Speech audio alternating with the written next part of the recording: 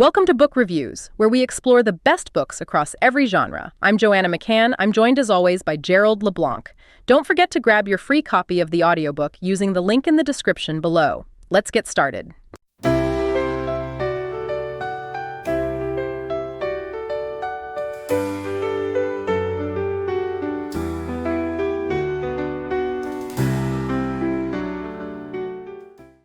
Welcome back, everyone. We're diving into a book that's been making waves, Bonnie Garmus's Lessons in Chemistry. It's such a clever and thought-provoking novel. Definitely. We're transported back to the 1950s and 60s, a time when, well, things were a bit different for women, to meet Elizabeth Zott. She's this brilliant chemist, but life throws her a curveball and she ends up as a TV chef. What initially drew you to her story? The way Garmus tackles these serious issues, sexism, societal expectations, but with a dose of humor, it's really engaging. Elizabeth's journey as a woman in science, it's a powerful statement. And then you have this heartwarming aspect of unconventional families and finding your own path. Yeah, that really resonated with me, too. You could see it right from Elizabeth's childhood.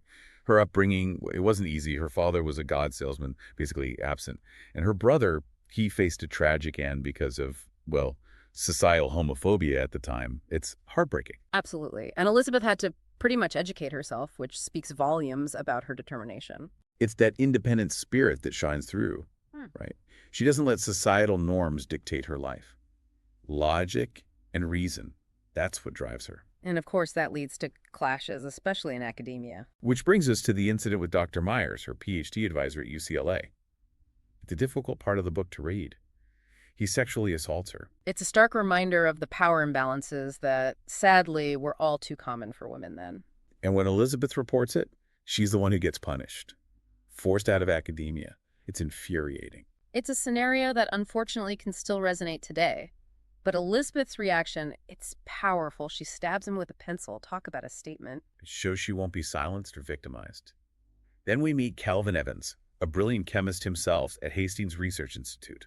Their first encounter is pretty memorable. Elizabeth steals beakers from his lab. It's definitely not your typical meet cute, but there's this undeniable spark between them. A connection fueled by their mutual love for science. They respect each other's intellect, which is so refreshing to see. Their relationship is a challenge to societal norms, living together, unmarried, and deciding not to have children. It's clear that their intellectual pursuits and their bond, it takes priority. They were truly partners in every sense, but tragically, their happiness is short-lived. Calvin dies in a freak accident, leaving Elizabeth pregnant and absolutely devastated. It's a turning point in the story, a moment that forces Elizabeth to confront a future she hadn't anticipated. And it's here that we see her incredible resilience. She adapts, though reluctantly, to her new reality. And this is where her path takes an unexpected turn.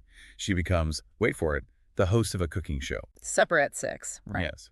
But this isn't just any cooking show. Elizabeth, she's teaching chemistry through her recipes. It's brilliant and so subversive, using what's seen as a traditional woman's role to empower her viewers with knowledge. It's that irony that makes it so compelling. And of course, the producers, they want her to play the stereotypical sexy housewife. But Elizabeth, she's having none of it. Oh, she shows up in her lab coat, defying all those expectations. And the audience loves her authenticity. Of course they do. But there are those clashes with the producers who just don't get it. They want her to conform.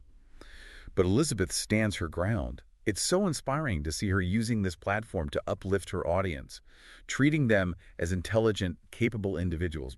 What were your thoughts on that dynamic? I think it reveals Garmus's cleverness. On the surface, it's entertaining, but underneath, there's this sharp commentary on how women are often underestimated and pigeonholed.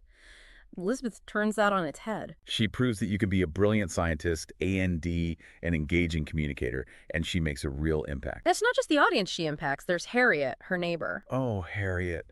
She becomes such a close friend, a confidant, really. Someone Elizabeth can lean on, especially with motherhood and the demands of her career. It's a lot to juggle. It's really heartwarming to see their friendship develop. Harriet, she's a strong, independent woman herself, raising 4 children on her own. Exactly. And she challenges Elizabeth in a good way. You know, sometimes Elizabeth can be a little rigid in her thinking. Oh, definitely. Harriet encourages her to embrace her softer side, to be more open to connection and vulnerability. It's a good balance. And then there's Walter, the producer at KCTV. Oh, Walter, he's a gem.